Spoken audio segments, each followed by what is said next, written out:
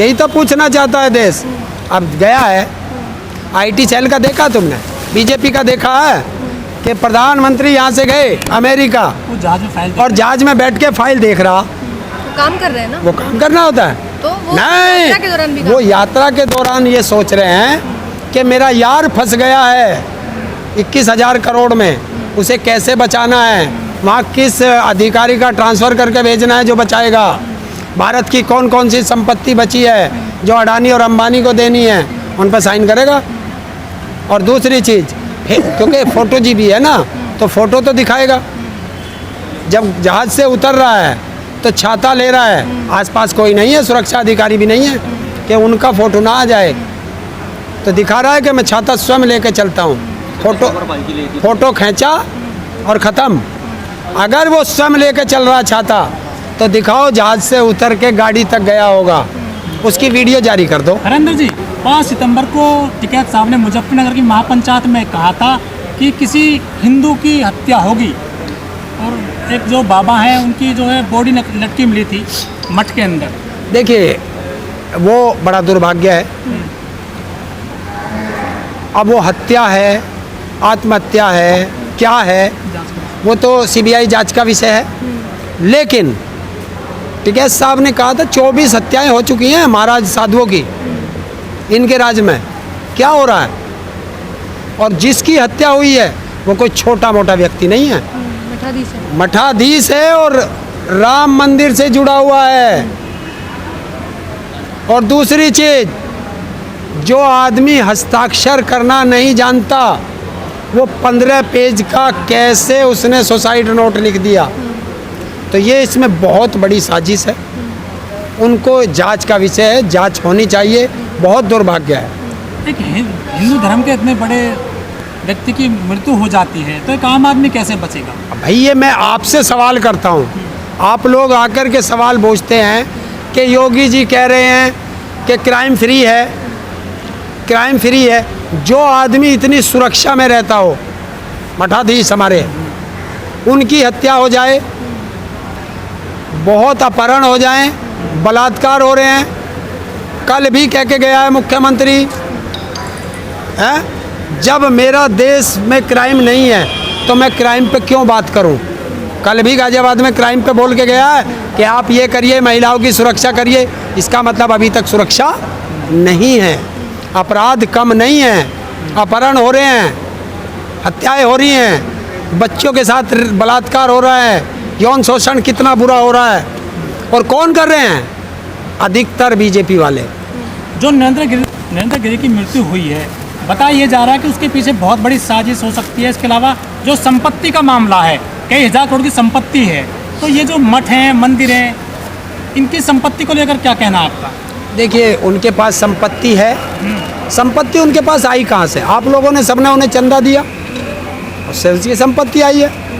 लेकिन अब उन संपत्तियों पे बड़े बड़े उद्योगपतियों की निगाह लग चुकी है, बड़े बड़े राजनेताओं की निगाह जम चुकी है, और ये उनकी गिद्ध की दृष्टि है, तो उनको हड़पना चाहते हैं लोग। और हड़पेंगे कैसे? भाई, उनकी हत्या करा गई तो हड़पोगे आप। तो ये हत्याएं शायद उस वजह से हो रही हो सकता है राम मंदिर में जो घोटाला हुआ है उससे भी इनके तार जुड़े हों। तो ये जांच का विषय है, जांच में ही खुल के आएगा। हाँ, इसकी अगर निष्पक्ष जांच हो, जैसे CBI जांच के आदेश दिए गए, उसमें भी सुप्रीम कोर्ट की निगरानी में या हाई कोर्ट के निगरानी में जांच होनी चाहिए, समय सीमा होनी चाहिए, तब होगा।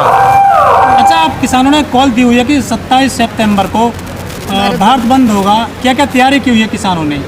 देखिए, तैयारी इसमें क्या करनी है, भारत बंद का आह्वान किया गया है। ये अब किसान नहीं, देश बचाने का आंदोलन है।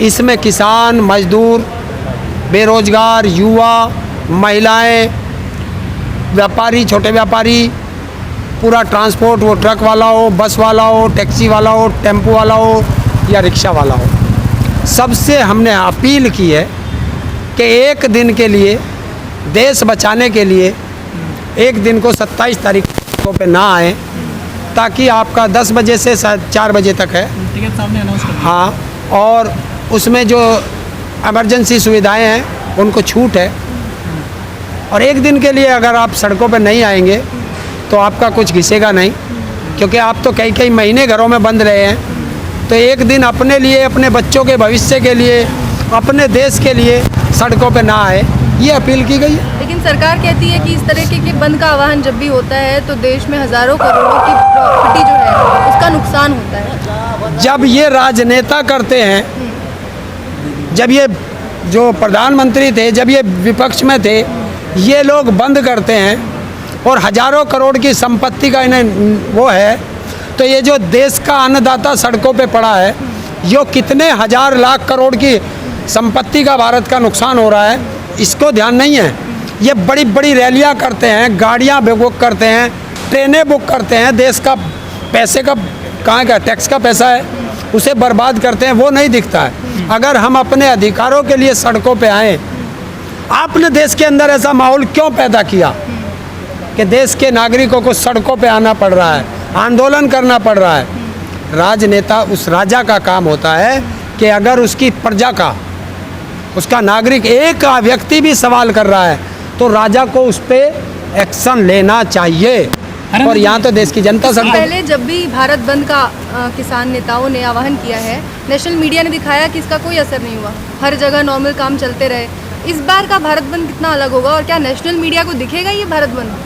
देखिए, ये दिखता तो सबको है, बजाय उनका चश्मा खराब है, उनका चश्मा बदलवाना पड़ेगा। देखना एक दिन वो पछताएंगे जो आज देश के किसान को, मजदूर को, युवा को, बेरोजगार को पीटते हुए नहीं दिखाते कि सरकारें कैसे पीटती हैं, कैसे उन्हें बर्बाद करने पे लगी है। ऐसा नहीं है कि बर्बाद, जब देश बर्बाद होगा मैं ही बर्बाद होऊंगा, आपके हाथ में माइक है, आप भी बर्बाद होगे। ऐसा नहीं हो, बर्बादी देख करके आएगी। देश के अंदर महंगाई है, महंगाई ये नहीं है कि वो सिलेंडर मुझे ही महंगा मिल रहा है, क्या उस अंधभक्तों को नहीं मिल रहा? उस नेशनल मीडिया को, कि जिन्हें तुम नेशनल मीडिया कहते हो, उनके घर में नहीं जा रहा, पर क्या है, उनको क्यों नहीं दिखाई दे रहा? उनके घर दलाली का पैसा जा रहा है, दलाली के पैसे में उन्हें नहीं दिख रहा।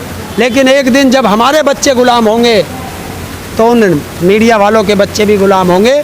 मैं तो ये सोचता हूँ कि वे रोज़ हमें चैनल पर बैठ के गालियाँ देते हैं, उनके बच्चे भी उन्हें चैनल पर देखते होंगे, तो उनके बच्चे क्या सोचते होंगे, किस मुंह से अपने परिवार में वे जाते हैं। अच्छा हरिंदर साहब, लगातार बीजेपी कहती रहती है कि देश में हिंदू खतरे में है, हिंदू खतरे में है, लेकिन जब आरटीआई के ज़रिए इनसे जवाब मांगा जाता है तो जवाब में आता है कि इनके पास ऐसा कोई सबूत नहीं है, ऐसा कोई साक्ष्य नहीं है जिससे प्रूफ कर सके कि देश में सच में हिंदू खतरे में है। देखिए, देश के अंदर देशभक्त बहुत है, लगा दिया एक देशभक्त ने आरटीआई, उसने देख लिया कहीं सच में हम खतरे में हैं क्या, तो आ गया ना।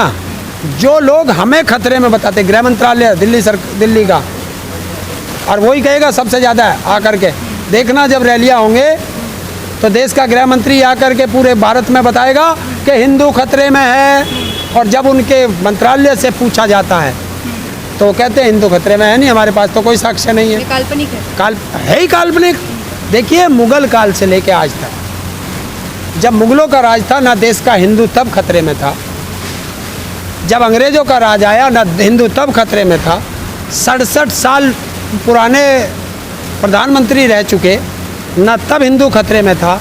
जिस दिन से बीजेपी आई है उस दिन से हिंदू को खतरे में बताया जा रहा है, और जहाँ जहाँ चुनाव होते हैं वहाँ हिंदू खतरे में आ जाता है, और चुनाव ख़त्म हो जाते हैं हिंदू खतरे से बाहर आ जाता है। बंगाल में खूब शोर मचा, हिंदू खतरे में है।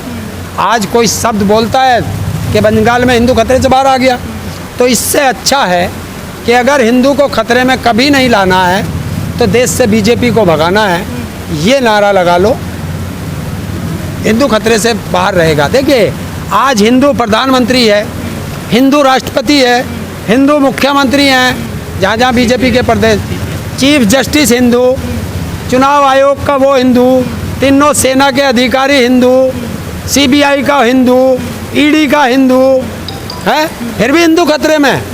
और पिछली बार देश का प्रधानमंत्री सिख, देश का राष्ट्रपति मुस्लिम, और हिंदुस्तान से जी रहा था।